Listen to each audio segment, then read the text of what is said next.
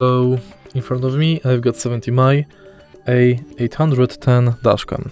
In this video I'll show you how to enable and disable ADAS feature. In the beginning, let's go to settings and now go to smart travel.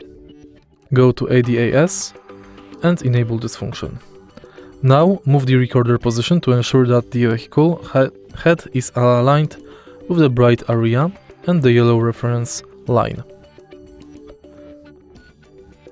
Turn the lens to ensure that the distance horizon is within the bright area. Confirm. Now the ADAS is calibrating.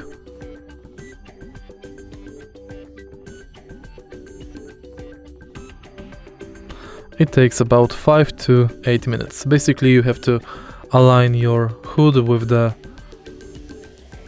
yellow line and then let it calibrate. The procedure will automatically end. If you find this video helpful, please leave like, comment and subscribe.